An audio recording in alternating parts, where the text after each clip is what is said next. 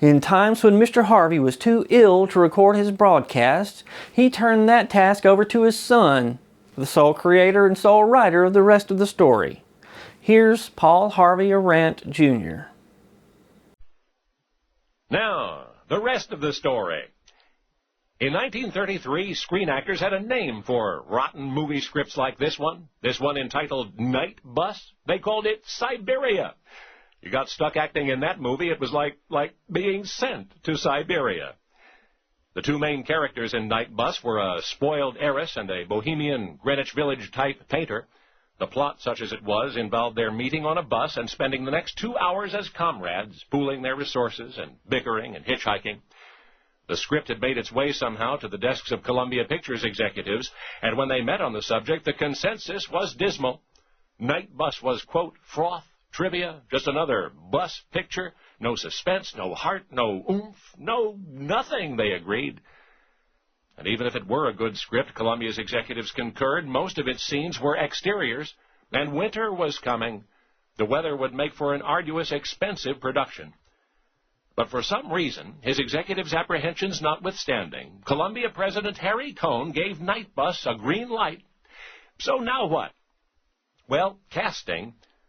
The way studio star trading worked in those days, MGM owed Columbia a star. So Harry Cohn called Louis Mayer, MGM's president, and asked for Myrna Loy to play the spoiled heiress in Night Bus. And Myrna Loy read the script, but she flat out turned it down. All right, said Harry, what about Margaret Sullivan? Well, Margaret Sullivan read the script, and she turned it down, as did Miriam Hopkins and Constance Bennett. Hollywood was running out of stars for Night Bus. So once more, Columbia executives convened, and after a torrent of I-told-you-sos and a one-week script-fixing session, Columbia's Cohn approached MGM's mayor with another request, Robert Montgomery as leading man. But Robert Montgomery read the script, and he turned it down. But then Louis Mayer got a brilliant, self-serving idea. There was a small potatoes actor on MGM's payroll, a fellow named Bill.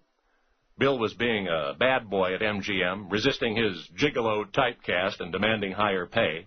This surefire loser called Night Bus would serve as the ideal punishment. So Louis Mayer suggested him, and Harry Cohn reluctantly accepted him, and Bill grudgingly took the part. Thus did Night Bus finally leave the terminal, next stop Oblivion, and yet that script, the script predicted least likely to succeed, succeeded. In 1934, it received all 5 major Academy Awards: Best Picture, Best Actor, Best Actress, Best Director, even Best Writer, a record unequaled for more than 40 years. Because in the subtle reconfiguration of that irredeemable script, the spoiled heiress character had been transformed into a bored heiress, and the bohemian painter into a rebellious reporter. The name of the script was also changed to It Happened One Night. So Louis Mayer's scheme had backfired. As president of MGM, he had sought to punish a petulant actor on his payroll by forcing him to accept the lead in an unpromising production. And instead, he made a superstar of Bill, William Clark Gable. Only now you know the rest of the story. And now, the rest of the story. It Happened One Night is widely considered one of the greatest films ever made. It was the first film in history to win all 5 major Academy Awards. Best Picture, Best Director to Frank Capra, Best Actor to Clark Gable, Best Actress to Claudette Colbert, and Best Adapted Screenplay to Robert Riskin. Only 2 other films in history have won all 5 major awards. One Flew Over the Cuckoo's Nest and The Silence of the Lambs. In 1993, It Happened One Night was selected by the Library of Congress for preservation in the U.S. National Film Registry. It Happened One Night is a screwball comedy about mismatched lovers. Ellie Andrews, played by the beautiful Claudette Colbert, had just eloped with aviator King Wesley. Before they could consummate their marriage, she was whisked away to her millionaire father's yacht. You see, Ellie's father knew King Wesley was only after the family's fortune. She was going to be his meal ticket. Well, Ellie jumps ship and eventually winds up on a night bus headed back to her husband. This is why the film was originally titled Night Bus. While on the bus, Ellie meets and continuously argues with an out-of-work reporter, Peter Warren, played by Clark Gable. Clark Gable's character recognizes Ellie and he hatches a plan to get back in the newspaper game. The ex-newsman gives Ellie two choices. She must either stick with him until he gets her back to her husband, or he'll blow the whistle on Ellie to her father. Either way, Peter gets what he thinks he wants. A really juicy newspaper story that'll get him back on top. Despite their best efforts and arguments, they end up falling in love. As Mr. Harvey explained, Columbia had little faith in the film and released it with little advertising. It Happened One Night was quickly removed from the premiere movie houses and sent to secondary theaters where they expected it to fade into oblivion. Claudette Colbert also thought the film would be a disaster. She only agreed to do the film when her $25,000 a year salary was doubled. Now, adjusted for inflation, $50,000 in 1934 would be just under $1.2 million in today's money. She explained decades later that they were in the midst of the Great Depression. The people wanted the glitz and glamour of Hollywood as an escape. And this film was about two people arguing on a bus. Claudette often complained during filming. When director Frank Capra asked Claudette to expose her leg for the scene in which Clark Gable explains that he has perfected his hitchhiking technique, she flat refused. Now, it may seem tame by our modern standards, but showing a woman's leg all the way up above the knee on film was considered scandalous. Capra decided to use Claudette's body double for the leg scene. Claudette was obviously unimpressed by her body double's legs. She shouted, "That is not my leg!" and agreed to do the scene. Let's take a look at that scene.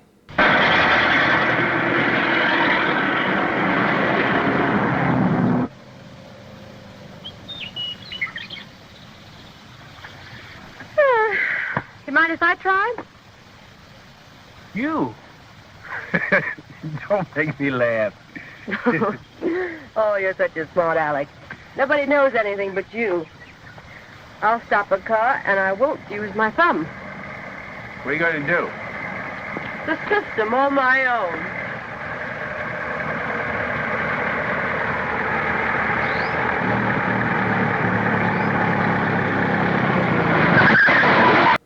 On the night of the 1935 Academy Awards, Claudette Colbert was so sure that Bette Davis would win the Oscar for her role in Of Human Bondage, she didn't even attend the ceremony. She was waiting at the train station to go on vacation.